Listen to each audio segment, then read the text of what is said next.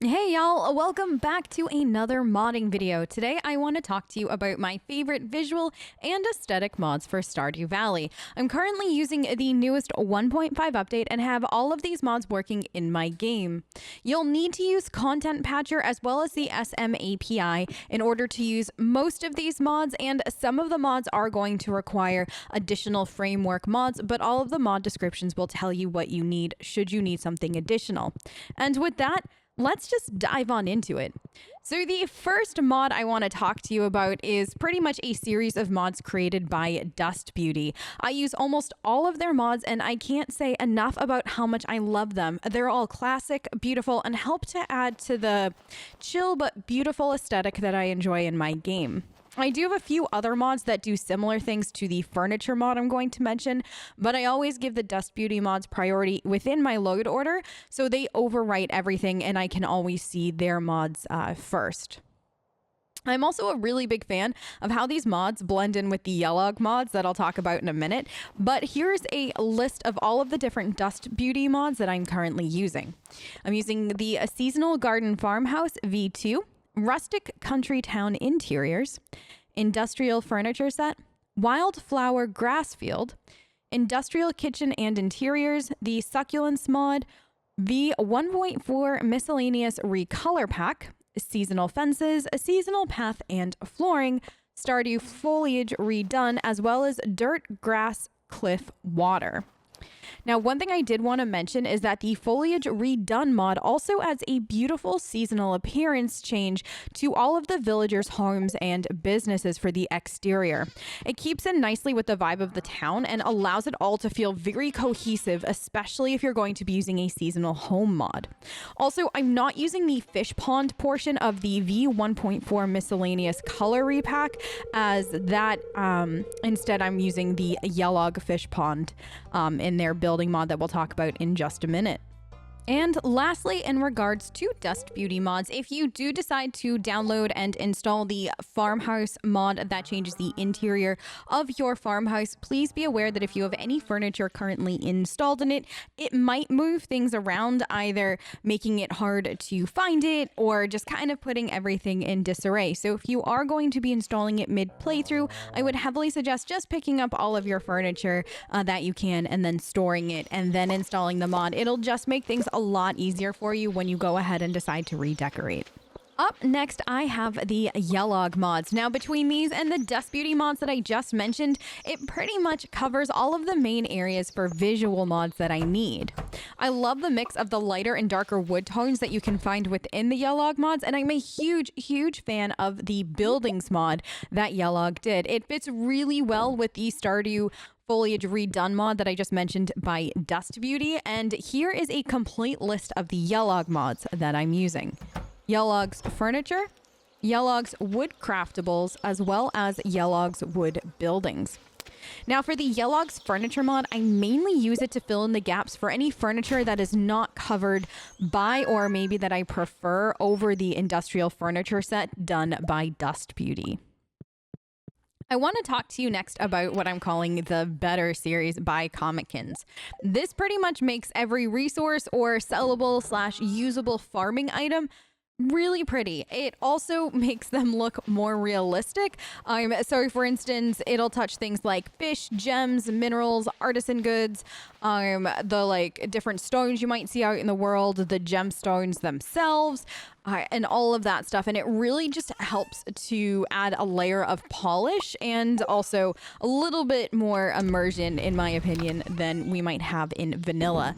Now, the complete list of these mods that I'm using is better resources, better fishing and beach foraging, better gems and minerals, better artisan goods, as well as the better crops and foraging.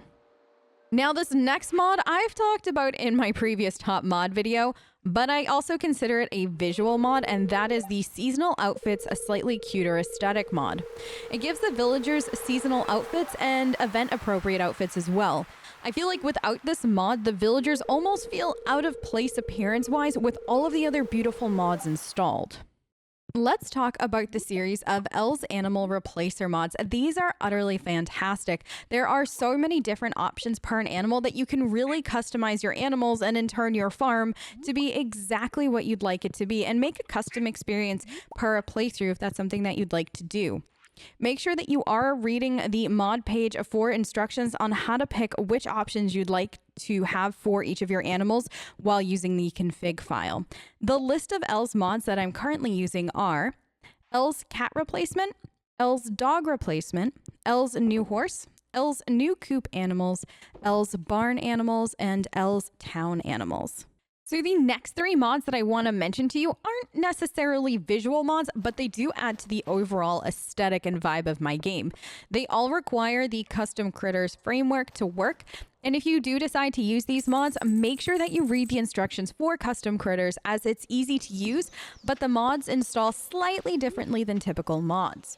So the first for the custom critters that I use is a mod called Moths for Custom Critters. This just adds moths floating around the world in addition to other animal life in the game. Now, the next one I have is called Cranbear's Fireflies, and it adds fireflies at night.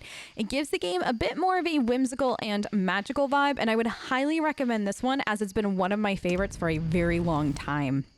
And lastly, I'm using a mod called Amy's Bees. This adds bees that have a chance to spawn around your beehive. They are super cute and also highly immersive. Winter Grass is up next. This mod just adds some winter grass to the world during, you guessed it, winter. It literally makes things prettier and more visually interesting during the winter month in the game.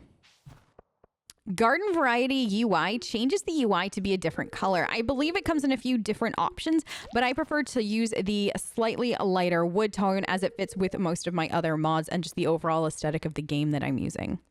And then paired with that mod, I'm using a mod called Yellog's Flower Dialogue UI. This changes the UI to have flowers around the characters' portraits that you're talking to. It blends in perfectly with the Yellog's building mod, and I highly recommend using the Yellog's mod building mod as well as this flower dialogue and the garden variety UI together for a really nice cohesive overall look to your game. Now, the last mod that I have for you is a mod called Amy's Classy New Interiors.